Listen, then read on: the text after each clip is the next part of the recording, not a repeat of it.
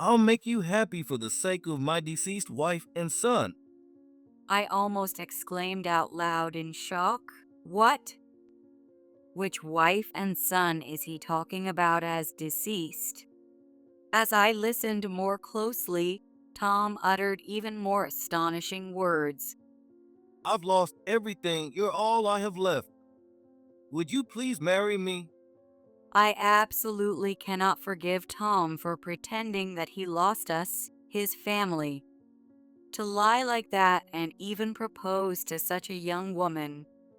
Of course, I couldn't just stay silent. When I looked at David, he met my eyes and nodded. Then we stood up smoothly and headed towards Tom. Hello, the supposedly dead family here. Hi, we came back from heaven for you, Dad. Tom, surprised by our sudden appearance, widened his eyes. From there, David and I began our revenge against Tom. My name is Laura. I'm a 48-year-old housewife. I've been married to Tom, my husband, for 24 years. I was an only child, raised in a family where both parents were high school teachers. When I was little, my grandmother took care of me, but after she passed away when I was in middle school, I often spent time alone. Both of my parents were often away from home during long school holidays because my father was a baseball coach and my mother was a volleyball coach. Seeing my friends' mothers, who were either housewives or part-time workers home by evening, made me envious. That's why I decided that when I got married and had children, I would stay home and not work. As an introvert, I never had a boyfriend until I finished college. Perhaps worried about me, soon after I graduated, my mother introduced me to a young man, a teacher colleague of hers. His name is Tom. He was a tall and handsome man. According to my mother, he was sociable and beloved by his students. He was too good for someone plain and boring like me. However, Tom, respecting my mother as a senior teacher, took our relationship seriously. A year after we met, I married Tom. Because I had felt lonely as a child, I told Tom that I wanted to be a stay-home wife instead of working once we were married. He too, having felt similar loneliness because his parents both worked, expressed a desire for me to stay at home. Tom and I had shared the same thought. I thought I could build a happy home with him until then. Tom, being sociable, values his time to spend with colleagues and students. While that is commendable, it unfortunately often leads to him neglecting our home. We barely talk, and when he does speak to me, it's usually to ask for something. Laura, since you became a full-time housewife to take care of the home, it's really helpful that I can ask you to do anything. Tom always says that to flatter me, leaving me to handle even things he could do himself. But when he says this, I feel needed and tend to take a positive view. Perhaps I should have said, I'm not just a housekeeper, but I didn't. Furthermore, since the beginning of our marriage, Tom has always been out on weekend nights. He usually goes out drinking with colleagues or former students who are now working professionals. Indeed, I had heard from my parents that many teachers goes out to drink to relieve stress. However, my parents were different. My mother doesn't drink, and my father hardly ever went out drinking out of consideration for her. So, seeing Tom's personal life, I was reminded that there really are teachers who love to go out drinking. Initially, it didn't affect our living expenses, so I didn't say anything. But after our child was born, Tom's frequency of going out didn't change, and I gradually became more dissatisfied. Hey Tom, I understand that socializing is important, but can't you turn it down sometimes? Having held back until then, I finally couldn't keep silent any longer and asked him. He looked a bit puzzled and answered, Why are you asking me that now? You never said anything before. "No, I knew from my parents that teachers have many social obligations, but I also want you to value the time you spend at home for David's sake." I said it for our son David, but Tom seemed annoyed and furrowed his brow. Look, both of your parents are teachers, right? So, when they have a problem, they have someone to consult right there. But I don't have that, so I have no choice but to go out drinking with other teachers. Tom defended his position as a teacher like that. Hearing this, I felt that I couldn't be of any help to Tom since I don't work, and it made me feel lonely. Setting aside my own feelings for our son David, it's sad that his father isn't home every weekend. All I want is for Tom to truly connect with David. Yet, Tom never tried to understand how I felt, and I could not say anything to him. As frustrating as it is, I couldn't do anything about it, and slowly a gap was forming between us. Still, it's not all loneliness in our current life. Tom, beloved by his students, his former students now working, had often came to our house to visit. Especially two students who were class clowns about 5 to 6 years ago started visiting frequently. Their names are Kevin and John. Now graduated from college and working, they still came to visit our home on their days off. Thanks to this, Tom has also reduced the frequency of his weekend drinking outings over the past few years. David, who is now in his senior year of college, seems to have become good friends with these two as they are close in age. I also felt happy when these two bright and kind-hearted individuals visit our home. They always brought a cake or something to show their consideration for me. Today, they brought a cake and came over on their day off. However, Tom wasn't home since this morning. Kevin, John, I'm sorry. Tom has been out since last night and hasn't come back yet. As I greeted them with these words, the two looked at me with slightly awkward expressions. Perhaps they felt guilty for imposing while Tom was away. No, we're the ones who should apologize for intruding when Tom isn't here. But, well, is David around? David? Yes, he's here. Hearing that, David, who had been in his room, came out. It seemed like he had been waiting for them, already prepared to go out. Mom, I'm going to go out with Kevin and the others for a bit. David left the house with a somewhat pensive look, along with the two. It seemed like they might have something to discuss that they'd find awkward to talk about in front of me. Well, they're boys of that age, maybe they have some concerns they can't tell their mom. With a nagging feeling in my heart, I silently watched the three of them leave. Then, as I passed by David's room, I noticed the sound of a smartphone ringing. It's unusual for David to forget his phone like this. I entered David's room and reached for the smartphone. As I touched David's unlocked smartphone screen, I inadvertently gasped. It was a message from Kevin. There was a photo attached, showing Tom hugging a young woman as they entered a hotel. The message read, I don't want to believe it, but the woman with Tom looks like a bottle girl. I saw them coming out of a nightclub and followed them secretly. I'll keep quiet about this because it would shock Mom. David had replied, agreeing to that. Perhaps that's why the two had come to visit David. Or maybe they hoped to probe if Tom had been home. Either way, my mind was in a panic. The thought that Tom could be having an affair. I wanted to confront him directly, but I held back. I didn't want to burden David with our marital issues, especially not while he's job hunting. So, I decided to act as if I hadn't seen the message for now.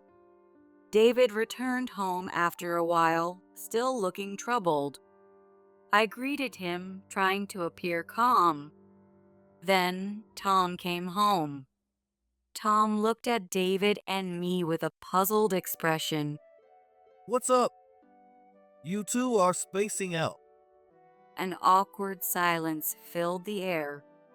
David was probably trying to be careful not to let me find out. Then, for a while, David and I continued to act as if nothing was wrong around Tom. Months passed, and it was almost Christmas. I planned to spend this Christmas with Tom and David to celebrate David's new job. However, I was still concerned by Tom's possible infidelity, but couldn't bring myself to mention it. Then Tom said, I'll be late on the 24th because of a drinking party, so I won't need dinner. Given the date, I suspected he might be lying. Still, I couldn't confront him, so I just responded with, okay. Lately, conversations with Tom had become rare, making every day feel suffocating. Seeing this, David tried to cheer me up. Mom, actually, Kevin's relative gave me 2 dinner vouchers for a hotel, and they're for the 24th. Let's go together. Really, are you sure you want to go with your mom? Isn't there someone else? I asked David a bit shyly in response to his invitation, but he seemed to be making excuses as he answered. Well, that day, Kevin and John seem to have plans, and my school friends are spending it with their girlfriends. Since David was going out of his way to consider my feelings, I decided to accept his invitation. It's been years since David and I had a meal out together. Since it's a pretty fancy hotel, I thought I might put some effort into dressing up a bit. I was excitedly looking forward to the day, but I never imagined the unbelievable misfortune that would strike on that night. And then came the night of the 24th. David and I visited the hotel for dinner. The hotel was more luxurious than I had imagined, and I was momentarily taken aback. Feeling nervous, I entered the restaurant on the top floor, where a waiter led us to our table. It felt more like a place where couples might come to propose than a spot for a mother and son. Looking around, there were indeed many young couples, especially one couple sitting by the window, the woman wearing very bold makeup and fashion. Oh my God. I was startled when I saw the man sitting opposite her. I hadn't noticed at first because his back was turned to us, but it was Tom. Tom was dressed in a formal suit I had never seen before. It was probably new or rented just for this occasion. I was frozen in place, unable to move. I think David hadn't yet realized Tom was there, so I tried to keep my composure. However, because our seats were close, I could clearly hear Tom's voice. I'll make you happy for the sake of my deceased wife and son. I almost exclaimed out loud in shock. What? Which wife and son is he talking about as deceased? As I listened more closely, Tom uttered even more astonishing words. I've lost everything. You're all I have left. Would you please marry me? Me? Really? I'm so happy. Their table was by a large window with a panoramic view of the city's nightscape. She must have been deeply moved to be proposed to in such a romantic setting. David, sitting opposite me, must have recognized his father's voice as he started to turn around abruptly. "David, wait." I quickly stopped him, trying to prevent him from seeing Tom's face behind us. However, it seemed David had already realized that the man proposing to the unknown woman was his father. David and I silently listened in. Tom's proposal continued. You're amazing. Losing my wife and son, I had lost the will to live, but thanks to you, it seems like the future is brightening up. Really? You need me that much? Of course, having met you, I feel like thanking my deceased family. Tom, speaking sweetly, took something out of his pocket. It appeared to be an engagement ring. The ring looked much more expensive than the one he gave me, and the woman's eyes sparkled at the sight. I absolutely cannot forgive Tom for pretending that he lost us, his family. To lie like that and even propose to such a young woman. Of course, I couldn't just stay silent. When I looked at David, he met my eyes and nodded. Then we stood up smoothly and headed towards Tom. "Hello, the supposedly dead family here." Hi, we came back from heaven just for you, Dad. Tom, surprised by our sudden appearance, widened his eyes. His affair partner, not understanding the situation, looked bewildered. Who is this old lady and this mama's boy? Are they acquaintances of Tom? Who knows? They're strangers to me. Probably just some kind of harassment. So let's ignore them. Tom said, trying to dismiss us, but sweat was dripping from his forehead. The woman, thinking we were merely harassing them, glared at us fiercely. What do you want, old lady? Just because you're jealous of our happiness. Stop this weird harassment. "It's not harassment. You're being deceived, too. This man is my husband." Well, really? Do you have any proof he's your husband? If you keep making weird accusations, I'll call the cops. If you want proof, here it is. David said that and pulled an envelope from his bag. Inside was our family's household registration document. The woman named Mary snatched it and showed it to Tom. Wait, what's this all about? Tom, you said you lost your wife and child. Pressed by Mary, Tom shrank back, unable to respond. At that moment, I wondered why. Why had David prepared such a thing? Seeing my puzzled face, David seemed to realize my question. Then, looking at Tom, he said, Dad, I've known for a while now that you were cheating with this woman. And today, I got the tip that you were meeting her here. What are you talking about? Tom still tried to play dumb despite everything. He's really bad at admitting his faults. David scoffed at his words and said, You can't escape the truth anymore, Dad. I've got the whole proposal scene recorded on my phone. What are you saying? I don't even have my phone on me. If you're looking for the phone, that lawyer over there at the table has it. David pointed to a table where a man around 50 and John were sitting. From the back of the restaurant, Kevin emerged. It seemed they had all planned in advance to expose Tom's affair. I was surprised that David had orchestrated everything to this extent. Then, the man who was with John approached us and introduced himself. Hello, I'm John's father, George. Tom has always been very supportive of John. Oh no, George, is it? It's been a while. No, this is actually our first meeting. I'm embarrassed to say, but I've left John's school affairs entirely to my wife. So, Are you here for a family dinner today? Tom seemed puzzled to see John and George at such a place. Then John, standing next to George, spoke up. Tom, actually, I asked my dad for help. He's a lawyer, and when I told him I needed something investigated, he looked into your affairs. And then we found out you'd be here today with your affair partner. Hearing that George was a lawyer who had been investigating him, Tom showed a look of surprise.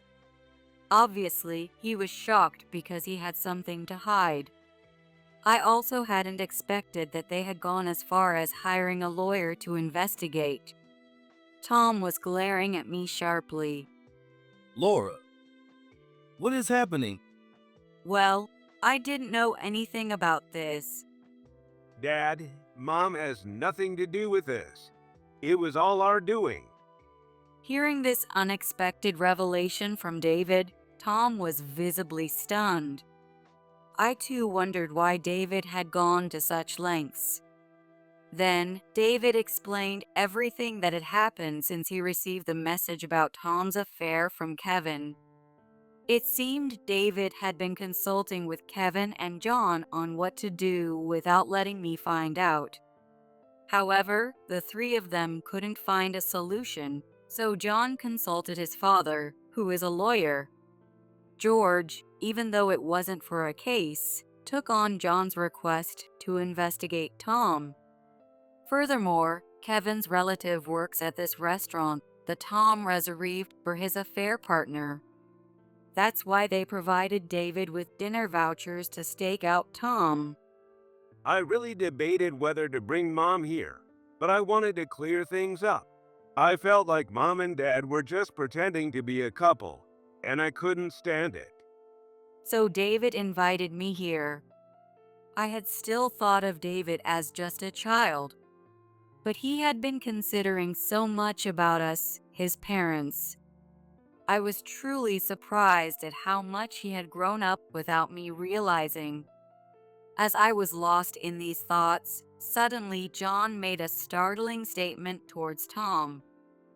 Tom, I found out from my dad's investigation that this woman, Mary's real name is actually Emily, who was in the same class as Kevin and me in our freshman year. What? Her name is Mary. It's even on her business card. That's just her stage name at the club. Tom, don't you remember? The girl who dropped out in September of our freshman year. That's Emily. Confronted with this, Tom stared intently at the woman's face. Mary, are you that Emily? What are you talking about? Who's Emily? I don't know any Emily. Mary was desperately denying it, but she clearly looked panicked. Seeing her panic, John showed her a picture on his phone. A friend of mine went to the same middle school as Emily and showed me their yearbook. I took a photo of Emily's picture from it. Look, that large mole under your left eye, it's the same, isn't it? John pointed at Mary's face. Mary instinctively covered her eye with her hand, but it was too late. Resigned, Mary smirked and admitted, If I'm caught, then so be it. Yes, I'm Emily, the one from your freshman class, Tom. The one that had to drop out because of a teacher like you. The room fell silent at Mary's transformation. What was she planning by getting close to Tom? As I pondered this, Tom was the first to confront Mary. You're saying you couldn't stay in school because of me? What do you mean by that? You probably don't remember me, do you? To you, I must have been just a shadow. Mary began to explain about those times. When she started school, she was unable to fit into her class and felt isolated. She also mentioned struggling to keep up with her studies. She tried to discuss this with Tom, her homeroom teacher, but he completely ignored her concerns. Although Tom was popular among students, he tended to favor the more flamboyant ones. Therefore, it's quite possible that he neglected the quieter, less conspicuous students. It felt similar to how he neglected me at home. Despite her being his affair partner, I could somewhat understand Mary's pain. Listening to her story, George gently patted her shoulder as she tearfully talked about her high school days. I understand your hardship, but why did you decide to date Tom without revealing who you were? Wiping her tears, Mary answered, I wanted revenge. I planned to make Tom cheat and break up his family. When he came to my club as a customer, I manipulated him into choosing me. I figured if he cheated with a bottle girl and his wife found out, it would lead to divorce. While I felt sympathy for Mary, her methods seemed excessively harsh. No matter the reason, cheating is still cheating. Tom, who had been sitting next to Mary, suddenly looked at her with a suspicious gaze. You played with my feelings for such a reason? What about my feelings? What are you going to do about them? Tom exclaimed as if he were the victim. I couldn't stand his selfish behavior any longer and couldn't keep quiet. Enough already. Why are you playing the victim? Cheating is cheating. I've known about it for a while. When I, who usually remain quiet, suddenly shouted, the surroundings buzzed with shock. What's wrong, Laura? This isn't like you. I've been holding it in. Ever since we got married, you've been disappearing every weekend with your excuses. And on top of that, you cheated. I absolutely cannot forgive that. I let out all the feelings I had been bottling up. I thought it might affect Tom somewhat, but he showed no signs of remorse. Well, you never talk. It's boring at home. That's why I ended up going out when colleagues invited me or when students asked for advice. I'm a teacher. It can't be helped. Just because you're a teacher doesn't make it okay. Both my parents were high school teachers too, but they cared about their family. What you're saying is just an excuse. That's because it would have been better if both spouses were teachers. Anyway, it was suffocating to be with a wife like you who doesn't even talk. Enough, Dad. Stop it. It's embarrassing. David's words silenced Tom immediately. George, who had been watching the whole scene, spoke soothingly to calm Tom down.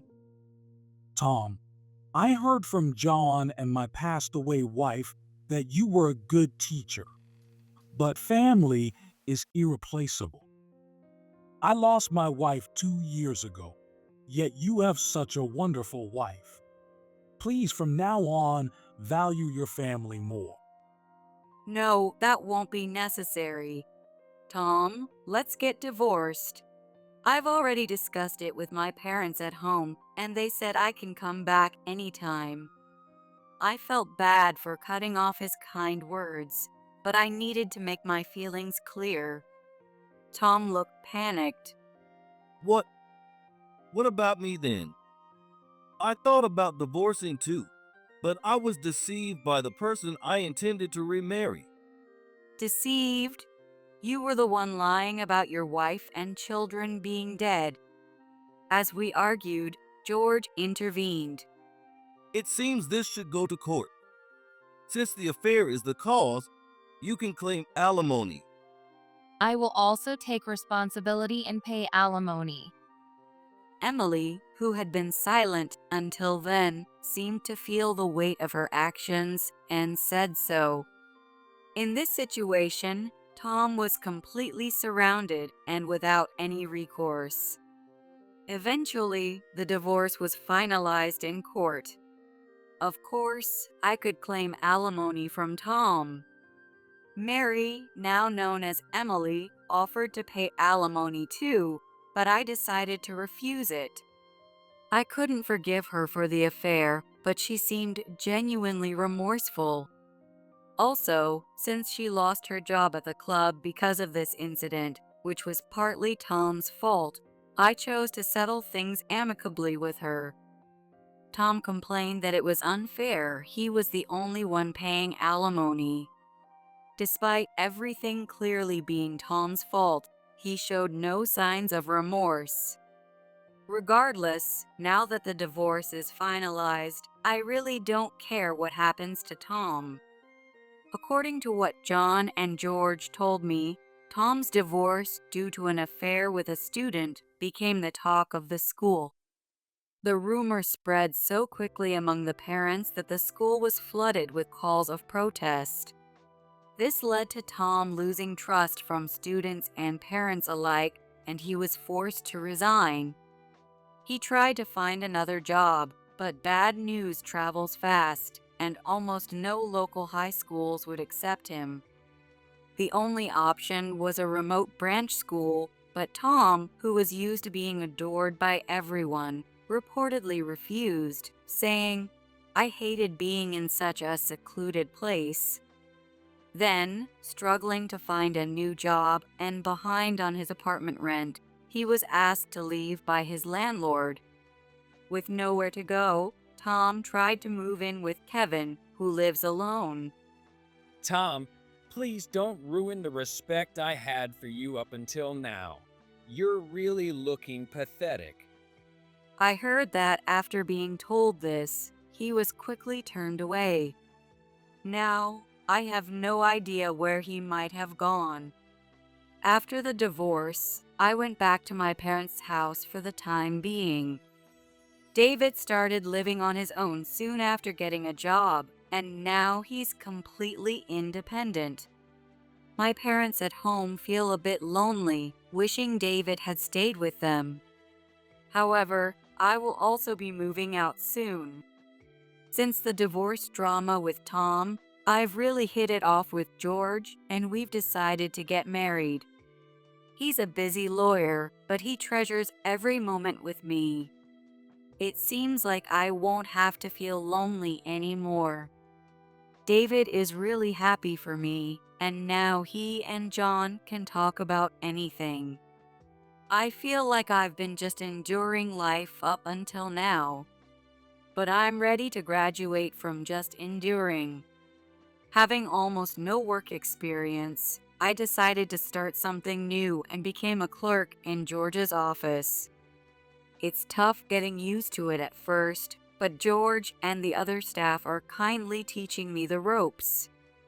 Being able to be with someone I love both personally and professionally, I feel very happy. Life has started to become enjoyable. Now, this is the start of a new chapter in my life,